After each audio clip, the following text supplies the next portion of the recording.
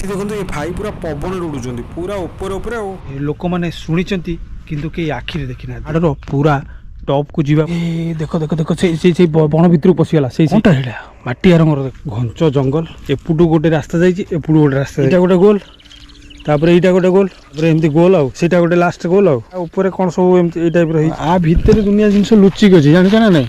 ଖୋର୍ଦ୍ଧା ଆଉ ଏପଟେ ଭୁବନେଶ୍ୱର ପୁରା କ୍ଲିଅର ଦେଖାଯାଉଛି। ଏପଟେ ଦେଖନ୍ତୁ ଜାମ୍ମୁ କାଶ୍ମୀର ଲଦାଖର ଫିଲ୍ ଆସିବ। ଯୋଉଟା କ'ଣ ଲେଖା ଅଛି ବୁଝିଲ ନା, ଗୋଟେ କାଗଜରେ ଲେଖା ହେଇଛି, କାଠି ଦିଟା ଦିଆହେଇଛି। କ'ଣ ଅଛି ଯିବା କି ଏ ଉପରକୁ? ଏହା ଭିତରେ ଗୋଟେ ଫଟୋ ଅଛି। କ'ଣ ସେଠି ଗୋଟେ କ'ଣ ଥୁଆ ହେଇଥିଲା ଫଟୋ ଆଗରେ? କ'ଣ ସେଟା ଏତେ ଜୋର ଆବାଜ ହେଉଛି ନା, ଭୟାନକ ଲାଗୁଛି। ଭାଇ ଏଇଠି ଗୋଟେ କ'ଣ ହୋଲଟା ଅଛି। ୟାର ବାଟ ନାହିଁ, ତଳପଟେ ଗୋଟେ ଗୁମ୍ଫା ସୁଡ଼ଙ୍ଗ ଭଳିଆ ହେଇଛି। ଆଉ ଭିତରକୁ ଯିବା ମାନେ ବିପଦକୁ ଡାକିବା ସାଙ୍ଗରେ ସମାନ। ଯିବାନି ସେପଟେ ଯିବାନି। ଏ ଭାଇ ଏଇଟା ପୁରା ସାଂଘାତିକ କଣ୍ଟା ବଣ ଟାଇପ୍ର ହେଇଛି। ପୂଜା ମନ୍ଦିର ତୃପ୍ତି ହେବ ନାହିଁ। ତ ନମସ୍କାର, ଜୟ ଜଗନ୍ନାଥ ଦର୍ଶକ ବନ୍ଧୁ। ଆଶା କରେ ଆପଣମାନେ ସମସ୍ତେ ଭଲରେ ଥିବେ। ଆଜି ମୁଁ ଆପଣଙ୍କୁ ଏମିତି ଏକ ଜାଗାକୁ ନେଇଯିବି ଯେଉଁଗୁଟାକି ଆମ ରାଜଧାନୀ ଭୁବନେଶ୍ୱରରୁ ମାତ୍ର 20ରୁ 25 କିଲୋମିଟର ଗଲେ ପଡ଼େ। ଆଉ ସେ ଜାଗାଟି ବହୁତ ଐତିହାସିକ ଜାଗା। ଦିନ ଥିଲା ଆଜକୁ ପାଖାପାଖି 100 ବର୍ଷ ପୂର୍ବେ ସେହି ଜାଗାକୁ ସାରା ଭାରତରୁ କ'ଣ ବିଶ୍ୱରୁ ଲୋକ ଛୁଟି ଆସୁଥିଲେ ଜ୍ଞାନ ପ୍ରାପ୍ତ କରିବାକୁ। ଆଉ ଧ୍ୟାନ ତପସ୍ୟା ବିଭିନ୍ନ ପ୍ରକାର ଜିନିଷ ସେଇ ଜାଗାରେ ହେଉଥିଲା। ସେଇଟା ବି ଏମିତି ଏକ ଜାଗାରେ ରହିଛି ଯେଉଁଗୁଟାକି ବିଶାଳ ପାହାଡ଼ ଉପରେ ଘଞ୍ଚ ଜଙ୍ଗଲ ରହିଛି। ଆଉ ଠିକ୍ ସେଇ ଘଞ୍ଚ ଜଙ୍ଗଲ ମଝିରେ ଏଇ ଜାଗାଟି ଅଛି। ଆଉ ସେଇ ଜାଗାରେ ଏମିତି ବି କୁହାଯାଏ ଆଜି ବି ଏମିତି ମନ୍ଦିର ଅଛି, ସେ ମନ୍ଦିରର ବାଟ କୁଆଡ଼େ କେହି ଜାଣିନାହାନ୍ତି। ଆଉ ଇଭେନ୍ ଏମିତି ମଧ୍ୟ କୁହାଯାଏ ଯେ ସେ ମନ୍ଦିର ଆଜି ବି ଅପୂଜା ମନ୍ଦିର ରହିଛି। ରାତି ହେଲେ ସେଠାରେ ବୌଦ୍ଧ ଭିକ୍ଷୁ ସାଧୁ ସନ୍ଥମାନଙ୍କର ଆବାଜ ଶୁଣିବାକୁ ମିଳେ। ଲୋକମାନେ ଶୁଣିଛନ୍ତି କିନ୍ତୁ କେହି ଆଖିରେ ଦେଖିନାହାନ୍ତି। ପାଖାପାଖି 700ରୁ 800 ପଥର ପାହାଚ ଚଢ଼ିକି ଯିବାକୁ ପଡ଼ିବ। ଆଉ ପାହାଡ଼ର ପୁରା ଟପ୍ରେ ଅଛି ଜାଗା, ଯେଉଁ ଜାଗାରେ କି ଗୋଟେ ଅପୂଜା ମନ୍ଦିର ଟାଇପ୍ର ଗୋଟେ ଜିନିଷ ରହିଛି। ଆଉ ଯାହାର କି ବାଟ ନାହିଁ ସେ ଭିତରକୁ ଯିବାକୁ। ଏଠି ଜବରଦସ୍ତ ହେବ, ଜମା ଆଧାରୁ ପଳାନ୍ତୁନି, ଭିଡ଼ିଓଟିକୁ ପୁରା ଫୁଲ୍ ଦେଖନ୍ତୁ। ଆଉ ହଁ, ଯେଉଁମାନେ ମୋ ଚ୍ୟାନେଲରେ ନୂଆ ଅଛନ୍ତି ଚ୍ୟାନେଲକୁ ସବସ୍କ୍ରାଇବ୍ କରୁନାହାନ୍ତି ଜଲ୍ଦି ଜଲ୍ଦି ସବସ୍କ୍ରାଇବ୍ କରନ୍ତୁ। ଆଉ ବେଲ୍ ଲାଇକ୍ ବଟନ୍ ଦବାଇବାକୁ ଜମା ଭୁଲ। ଆପଣମାନେ ଦେଖିପାରିବେ ବର୍ତ୍ତମାନ ମୁଁ ଆମ ରାଜଧାନୀ ଭୁବନେଶ୍ୱରରୁ ସିଧା ଜଟଣୀ ଅଭିମୁଖେ ବାହାରୁଛି, ଯେଉଁଟାକି ଏଇଠୁ ପାଖାପାଖି 20ରୁ 25 କିଲୋମିଟର ଗଲେ ଜଟଣୀ ଗେଟ୍ ଆସିବ। ଆଉ ଏଠି ଗୋଟେ ଇଣ୍ଟରେଷ୍ଟିଂ ଭିଡ଼ିଓ ଦେଖନ୍ତୁ, ମୋ ସାମ୍ନାରେ ଜଣେ ଭାଇ ଯାଉଛନ୍ତି, ପୁରା ରୋମିଓ ଦିୱାନା ହେଇକି ଯାଉଛନ୍ତି, ସାର୍ଟ ଖୋଲା, NHରେ ଯାଉଛନ୍ତି ବିନା ହେଲମେଟ୍ରେ। ଗାଡ଼ିଟି ସ୍କୁଟି ଗାଡ଼ି ଅଛି, କେଉଁ ଟାଇପ୍ର ସେ ଚଲାଉଛନ୍ତି ତାଙ୍କୁ ଦେଖନ୍ତୁ। ଗାଡ଼ିଟି ବାଜିଗଲା ତଳେ ଜୋରରେ ଠାଇକିନି, କାହିଁକିନା ଯେହେତୁ ଗୋଟେ ବହୁତ ବଡ଼ ହମ୍ପସ୍ ଥିଲା। ଆଉ ସେ ଦେଖୁଛନ୍ତି କ'ଣ ଭାଙ୍ଗି ଭୁଙ୍ଗା ଗଲା କି କ'ଣ। ବାବୁ ଆଗକୁ ନ ଯାଇକି ଏଠି ବାଁ ପଟୁ କାଟିକି ରହିଗଲେ। ତ ଏଇଭଳି ଭାବେ କିଛି ଦୃଶ୍ୟ ଦେଖିକିରି ରାସ୍ତାରେ ମୁଁ ସିଧା ଆସି ପହଞ୍ଚିଲି। ଏଇଟା ହେଉଛି ଆମର ଜଟଣୀ ଗେଟ୍। ଏଇ ଜଟଣୀ ଗେଟ୍ ଦେଇକି ମୁଁ ପୁରା ଯାଇକିରି ପହଞ୍ଚିବି ଜଟଣୀ ମାର୍କେଟ।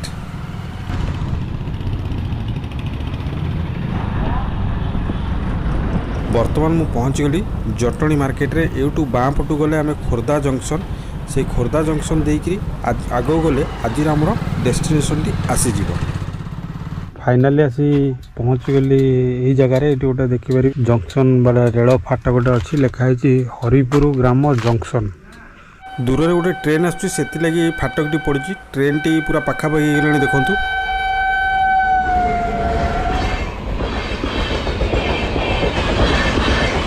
ट्रेन पूरा हाई स्पीड रे एठू पास करिगला। ट्रेन टी पास करिगला परे एठू गेट टी हमर उठी जिवो। आ एठू मात्र 1 किलोमीटर गले पहुंची जिबा आजिर हमर डेस्टिनेशन रे।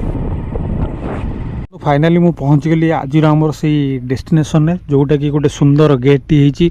आठी लेखाई देखंतु अरागड़ बौद्ध फिट। आ ए जो पहाड़ देखुचन वर्तमान आम से पहाड़ रो पूरा टॉप को जीवा, पूरा से जो गछ देखा टॉप सेठी की चढ़ीबा। आ एटा होची से मेन गेट जोटी लेखाई अरागड़। एपटे विश्राम स्थली हेरिका अच्छी। एपटे देखिपारे केते सुंदर सुंदर व्यवस्था सब रही। टॉयलेट महिला पुरुष मान लगी रही, ताहा मध्य वर्तमान जराजीर्ण अवस्था। सब बंधु मो सहित आमर डेलांगर जने भाई मिलगले। तो जेहेतु पूरा निकांच जगटा रही। भाई तुम नाटा? प्रशांत बलिया सिंह।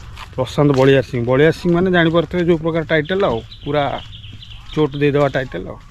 तो बर्तमान आपण मैंने देखिपारे आमे बर्तमान चढ़ा आरंभ करदेलु पूरा टॉप को, जोटा कि पहाड़ ऊपर को ये पत्थर रास्ता जाइए। पूरा मांकड़ा पत्थर गुड़ा को सब काटिकी साइज भाव रास्ता बनाई।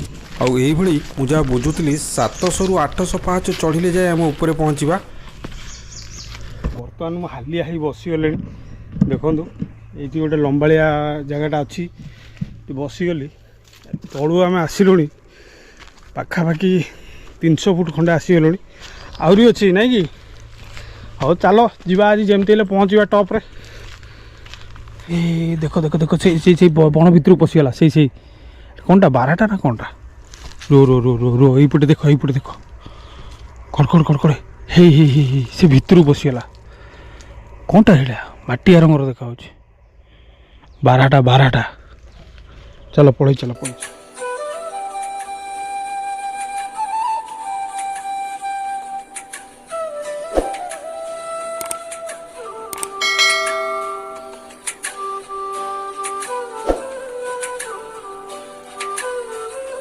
फाइनाली चढ़ा ए सरीगला।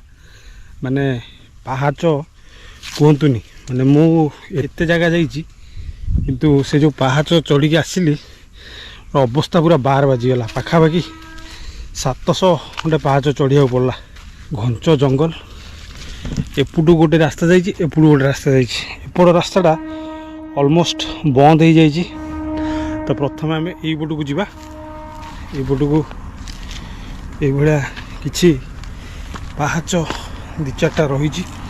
यहाँ लगुच पहाड़ पूरा टॉपटा। देखो गोटे ऐतिहासिक जगह को तार अवस्था कौ भाया अच्छी।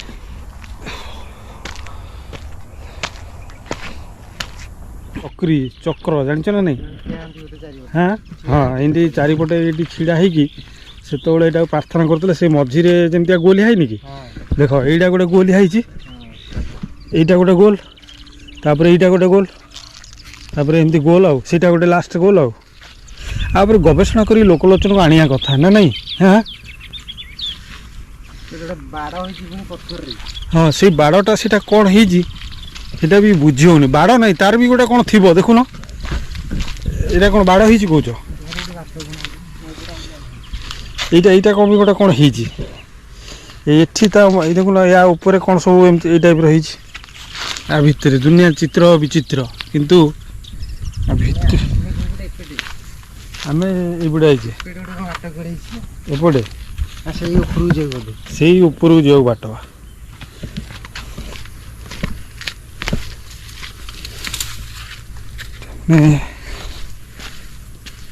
पत्थर गुड़ा खंजिकी कराई न बणबुदा बहुत विपद। सरीसृप निश्चित साप थिबे गोटे देखिपारे एक्जाक्टली पूरा एंटायर खोर्धा आउपटे भुवनेश्वर पूरा क्लीयर देखा जाउची। ये जो ट्रेन लाइन टी देखुं ये ट्रेन लाइन टी मु पार होकर आसी। यहीपटे किसी मेन जिनस रही जोटा कि मुझे देखी आपको चलतु।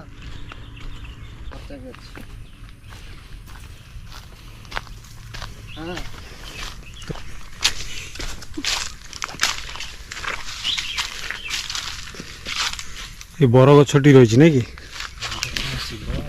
देखिपारे ये जो बर गछटी बहुत पुराना बर गछ।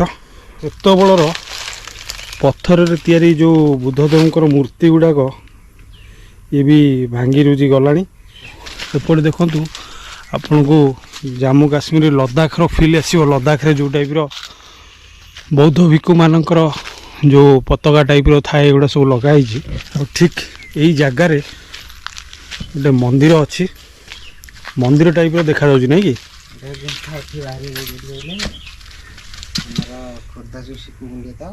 अच्छा ये कौटी गुंफा माने भितर आउ कौन भितर तो भितर तो फांका अच्छी चेमणिया बोबाउछन देखिए फांका अच्छी।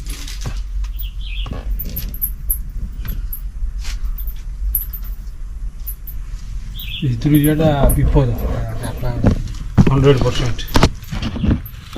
आठी गोटे किसी लेखा अच्छी को भाषा तो मुझे पढ़ी पारूनी। ये गोटे कौन लेखा अच्छी बुझल ना गोटे कागज रे लेखाई काठी दीटा दिखाई।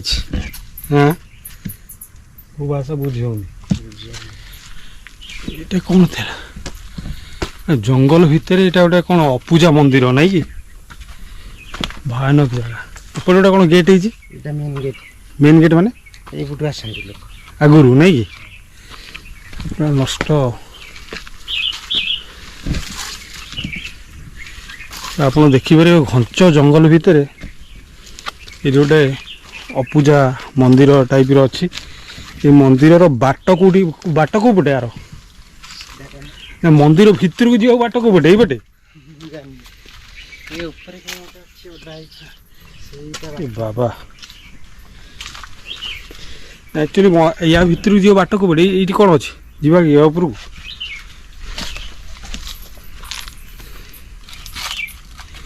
ଚେମ୍ପିୟନ ବେଳ ୟା ଭିତରେ ଗୋଟେ ଫଟୋ ଅଛି, ଦେଖୁଛ? ଥୁଆ ହେଇ ଦେଖିଲ ଫଟୋ ଆଗରେ କ'ଣ ସାର୍? ଏ ଯେଉଁ ଫଟୋ ଆଗରେ ଗୋଟେ ଥୁଆ ହେଇନି କଳାଟା? ଫ୍ରେମ୍ଟା, ହଁ ଫ୍ରେମ୍, ଫଟୋ ଫ୍ରେମ୍। ଏଇଟା ବୁଦ୍ଧଙ୍କ ଫଟୋ ତି? ହଁ, ଭଲସେ ଦେଖିଲ ଏଇଟା ନାଇଁ? ମାନେ ଏଇଟା କାହିଁ ବନେଇଥିଲେ? ଆର ବାଟ କେଉଁ ବାଟେ? ସପୋଜ ଏଇଠି ଏଇ ଯେଉଁ ବନା ହେଇଛି ମନ୍ଦିରଟା, ଆଉ ଭିତରକୁ ଯିବ ବାଟ କେଉଁ ପଟେ? ସେଇଟା କ'ଣ ହୋଲଟା ଅଛି? କୋଉଠି? ଏଇଠି? ହଁ, ଭାଇ ଏଇଠି ଗୋଟେ କ'ଣ ହୋଲଟା ଅଛି? ହଁ, କ'ଣଟା ହୋଲଟା? ଛାଡ଼ୁଛି ମାନେ ଯେଉଁ ଜାଗାଟି ଆପଣ ନିଜେ ଭାବନ୍ତୁ, ଏଇ ଯେଉଁ ମନ୍ଦିରଟି ୟାର ବାଟ ନାହିଁ, ତଳପଟେ ଗୋଟେ ଗୁମ୍ଫା ସୁଡ଼ଙ୍ଗ ଭଳିଆ ହେଇଛି, ଆଉ ଏଇଟା ଏଠି ଗୋଟେ ପଥରରେ କ'ଣ କଣା ହେଇଛି, ଭିତରେ ଗୋଟେ ଫଟୋ ଅଛି, ସେଟା କାହା ଫଟୋ କ'ଣ କ୍ଲିଅରଲି ଦେଖାଯାଉନି। ଆଉ ଆ ଭିତରକୁ ଯିବା ମାନେ ବିପଦକୁ ଡାକିବା ସାଙ୍ଗରେ ସମାନ। ଆଉ ଏଠି ଯେଉଁ ଲଦାଖ ଟାଇପ୍ର ସବୁ ବୁଦ୍ଧଦେବଙ୍କର କ'ଣ ଏଇଗୁଡ଼ା କି ଭାଷାରେ ଲେଖା ଅଛି? এইটা ଗୋଟେ କ'ଣ ସ୍କାଇଲାଇଟ୍ ଭଳିଆ ହେଇଛି। ହଁ, ଏଇଠି କେଉଁଠି ପାଣି କୁଣ୍ଡ କେଉଁଠି? ଯେଉଁଟା ଦେଖିପାରିବେ କ'ଣ ପାଣି କୁଣ୍ଡ ଟାଇପ୍ର ହେଇଛି, ଆଉ ତା ଆଗକୁ ଯିବାର ବାଟ ନାହିଁ ଟୋଟାଲ୍। ଏଠି ଗ୍ୟାରେଣ୍ଟେଡ଼ ଅଜଗର ଅହିରାଜ ଗ୍ୟାରେଣ୍ଟି ଥିବେ। ହଁ ସତତା, ତ ନିଜେ ଚିନ୍ତା କର, ଇତିହାସର ଜାଗାଟି ସରକାର ଏଗୁଡ଼ାକୁ ଟିକେ ରକ୍ଷଣାବେକ୍ଷଣା କରିବା କଥା ନୁହଁ? ଖାଲି ତ ରଙ୍ଗ ବଦଳା ହେବ, ଆଉ ମୋ ବସ, ଆମ ବସ, ଜମ ବସ ଏଇସବୁ ନାଁ ଦିଆହେବ। ସେପଟେ ଯିବାନି? ଏ ଭାଇ ଏଇଟା ପୁରା ସାଂଘାତିକ କଣ୍ଟା ବଣ ଟାଇପ୍ର ହେଇଛି। ହଁ, ବାଟ ନାହିଁ, ପଳେଇ ଆସ, ପୁରା ଡେଞ୍ଜର। ଡର ଲାଗିବ। ଆଉ ଏଠି ଏକାକି ଆସିବ, ଆଉ ଫେରି ପାରିବନି ସେ। ସେଇ ତ ରହସ୍ୟମୟ। ଏମିତି ପଥର ଆସିଲା କେମିତି? ଏଇ ଏଠି କେତେ ପଥର ଥୁଆ ହେଇଛି ବା, ସାଇଜ କରି କଟା ହେଇଛି।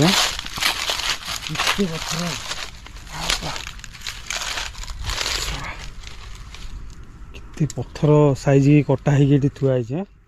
ପଥରକୁ ଆସିଲା କେମିତି? ହଁ, ତ ଦର୍ଶକ ବନ୍ଧୁ, ମୁଁ ଯେମିତି ଆପଣଙ୍କୁ କହିଥିଲି ଯେ ପୁରା ଅଗନାଗନି ବନସ୍ଥ ବା ଘଞ୍ଚ ଜଙ୍ଗଲ, ଆଉ ଜଙ୍ଗଲ ଉପରେ ପୁରା ପାହାଡ଼, ପାଖାପାଖି 600ରୁ 700 ପାହାଚ ଚଢ଼ିକି ଆସିଲା ପରେ ଏଇଭଳିଆ ଦୃଶ୍ୟଟି ଦେଖିବାକୁ ମିଳୁଛି। ଦେଖନ୍ତୁ ଏଠି ସବୁ କେଉଁ ଭାଷାର ଲେଖା ଅଛି ତାହା ତ ମୋତେ ଜଣା ନାହିଁ।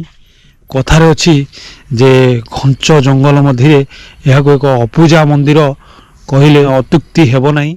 ଦର୍ଶକ ବନ୍ଧୁ, ପାଖାପାଖି ଯେଉଁ 700-800 ପାହାଚ ଚଢ଼ିକି ଯାଇଥିଲି, ଅଲମୋଷ୍ଟ ତଳକୁ ଓହ୍ଲେଇ ଆସିଲିଣି। ଇତିହାସ ଦୃଷ୍ଟିରୁ ଦିନେ ଥିଲା ଏଇ ଜାଗାଟି ଆମ ଇତିହାସରେ, ଓଡ଼ିଶାର ଇତିହାସ କ'ଣ ଭାରତର ଇତିହାସରେ ଚଳଚଞ୍ଚଳ ଜାଗା ଥିଲା। ବହୁତ ବୌଦ୍ଧ ଭିକ୍ଷୁମାନେ ଏଇ ଜାଗାକୁ ଆସୁଥିଲେ, ଜ୍ଞାନ ପ୍ରାପ୍ତ କରୁଥିଲେ, କିନ୍ତୁ ଆଜି ଏଇଭଳି ଜରାଜୀର୍ଣ୍ଣ ଅବସ୍ଥାରେ ରହିଛି।